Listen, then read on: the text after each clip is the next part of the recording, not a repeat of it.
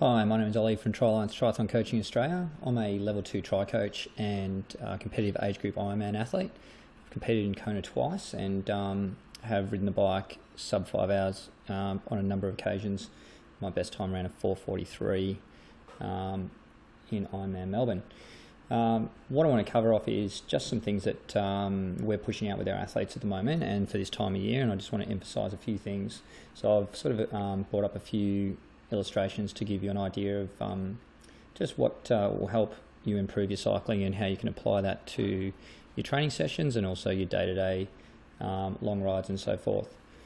So starting from the left, this is a typical graph on a spin scan from a comp trainer that shows a average rider.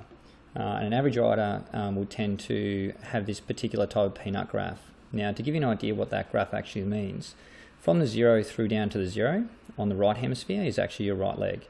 From the 0 through to the other 0 on the left side is your left hemisphere and your left leg. That shows the power and where it's generated at the most.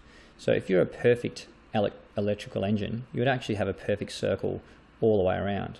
Now what this demonstrates is as your leg is coming down to 60 degrees of the pedal stroke, on the right hand side you're actually starting to generate a little bit of power here, and then your maximum power is around about that 120 degree mark, and this applies both left leg and right leg generally, and it's generated generally at that sort of sweet spot where gravity is at its best.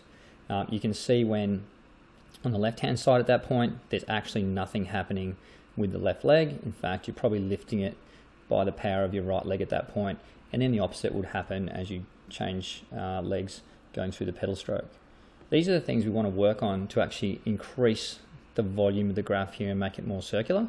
So there's this great little illustration that's been brought out by Training Peaks, and I've seen a number of them around now, but I do want to use this now for the emphasis of this particular video blog.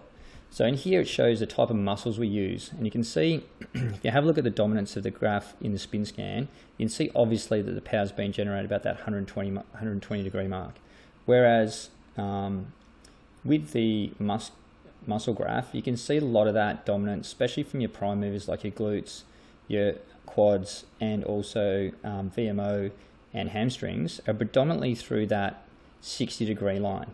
Now that's when you're starting to generate some sort of power. You're starting to actually push there at some point.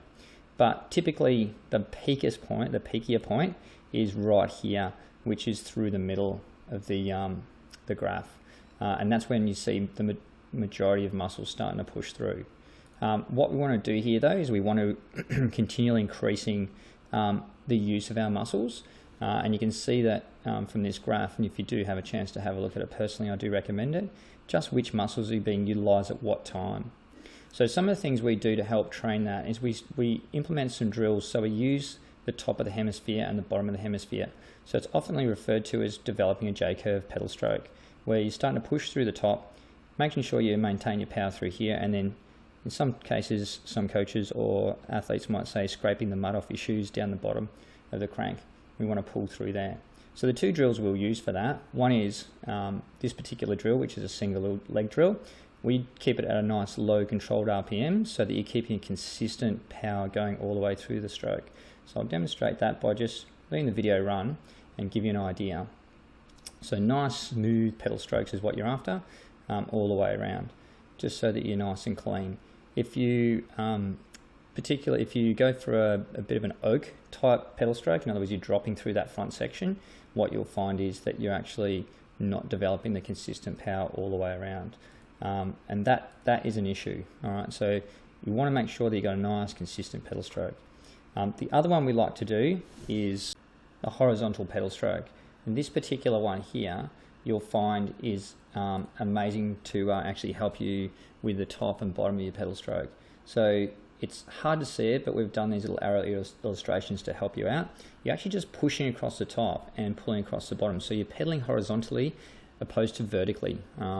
Vertically is what we traditionally pedal and what you'll probably get a habit in your early days of cycling, but you want to actually start to develop that push-pull effect over the top of the pedal stroke. That'll help you as a drill to be more consistent all over your stroke, your pedal stroke.